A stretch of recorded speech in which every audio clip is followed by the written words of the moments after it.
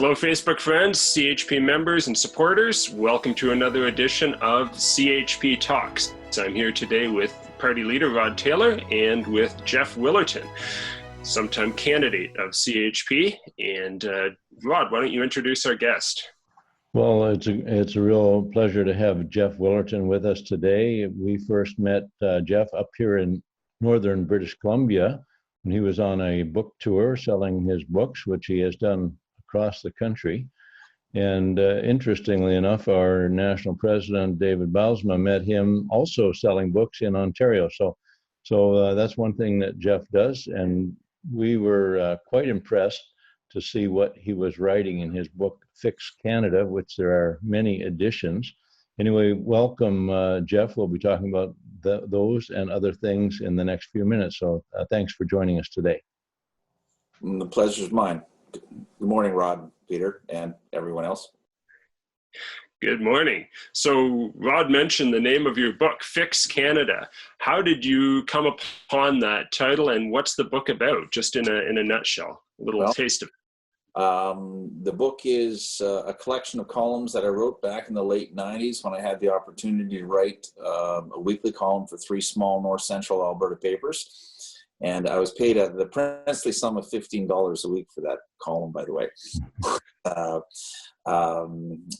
I did it. That was my coffee money. I did it sheerly for the pleasure of getting my thoughts published every week. It was a lot of fun.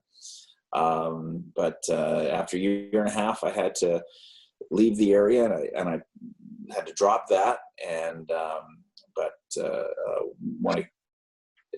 after a while, I dearly missed writing the column for the paper and having that avenue. I made some money in sales, and I thought, what am I going to do with all this money burning a hole in my pocket? I thought, you know what? I'm going to republish my columns in book format, and I'm going to update the issues. And so I did, and I published my first book in the fall of 2000. It was called The Reality and the Facade of Ralph Klein. Half the book deals with provincial issues. I was in Alberta at the time, so Ralph Klein is kind of the star of the first half of the book. The second half deals with federal issues, federal and a couple of international issues. So I published my first book. It was called The Reality and the Facade of Ralph Klein. It was a collection of columns. And I sold it door to door as I campaigned towards the 2000 election. For a few months, I sold it door to door. I realized I could make a living at this. And so I lost the elections. It was the only time I came in second, by the way. That's the best I've ever done. And then afterwards, I went back to doing other things. But then when the 2004 election was approaching, I quit what I was doing and went back on the road again, campaigning again, selling a book door to door, and lost out. This time I was punted down to third place. That wasn't looking very good. Then went back to work, moving furniture, actually, at that point, and hurt my arm real bad. Couldn't continue with any physical work. And I thought, and Canon wasn't looking for a new CEO or anything at the time. And so I thought, I'd never tried selling books outside of campaigns before, but I thought I might as well give it a shot. It was the fall of 2005. And so I just started selling the book door to door, from town to town, business to business, from town to town, and haven't looked back. It's been 15 years. Wow. And that is how I met Rod and Dave Bylsma. Yeah. Well, it's great. You certainly, I have to hand it to you for selling your book over all those years, all those many miles. It's just incredible to me that you were able to do that. Fix Canada is the name of the book, and you still have some available, or how can people get a copy? I do. It's not available in stores. The person's going to have to call me. My number is 403-875-1619. If people will write that down, that'd be great. 403-875-1619. I'm in Ontario these days, but I maintain that Alberta is still technically my home. Very good. So we'll get that number again before we end the call, so people can get a pen and paper ready. Catch it next time it comes around. And so also, Jeff, I know you recently wrote a short biography of a woman who lived through the Nazi occupation of Holland as a young girl. That was great. A biography, very interesting. And how did that come about? How did you get to write her story? Well, that was a blessing from beginning to end.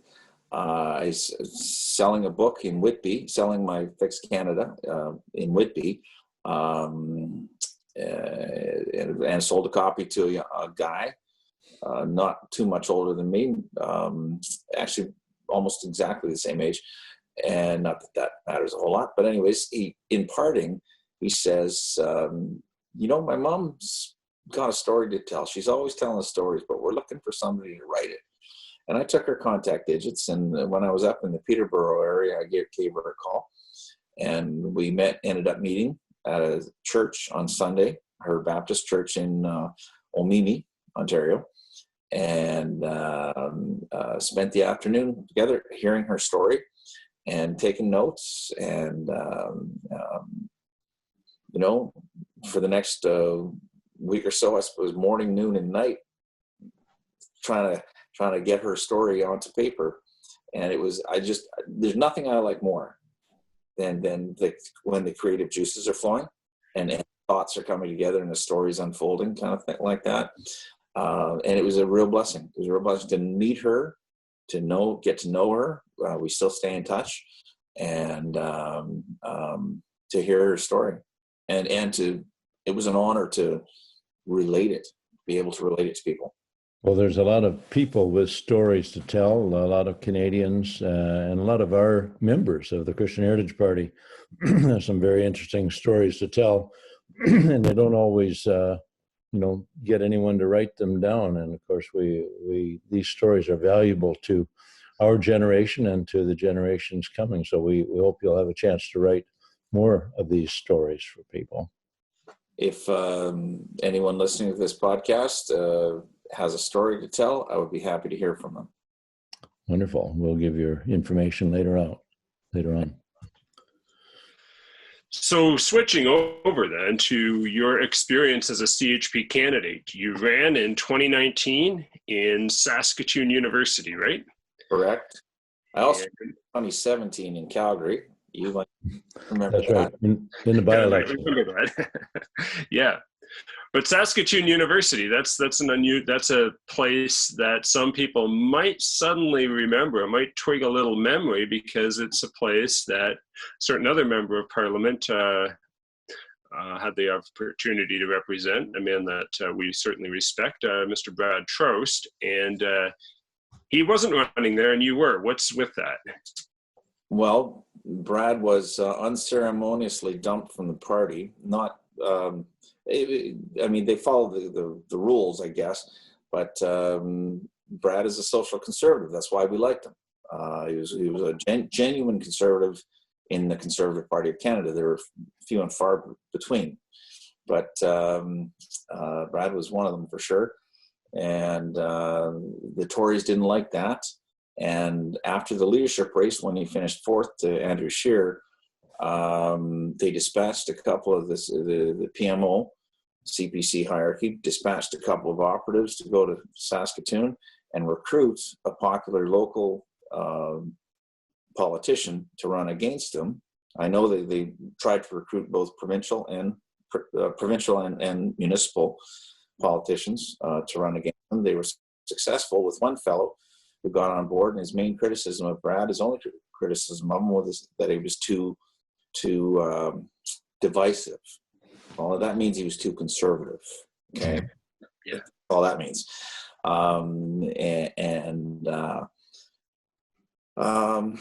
They sold a whack of memberships to liberals and socialists. Okay, who en masse turned out and voted for the challenger. Okay, I can't think of his name off the top of my head. It'll come to me later. Not that it matters a bunch. But Brad actually had more members, but they thought he was a shoo-in, and they didn't come and vote for him. He lost by 21 votes. He had about 50 members who didn't come out and vote. So Brad, it was unfortunate the way it unfolded, but it was dirty pull on the party from start to finish. Well, in recent years, the Conservatives have become a lot more, they've slid to the left quite a ways.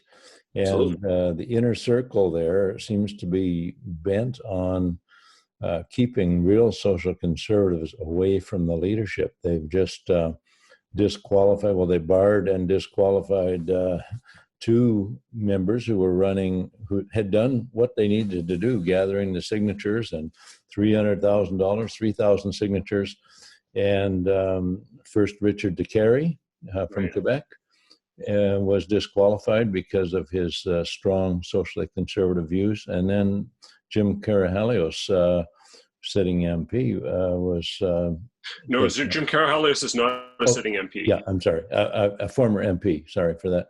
I don't believe he is a former MP, is he? Don't know. I don't believe so. Anyway, we'll have to do some research on that, I guess. Sorry we didn't do the research before this call.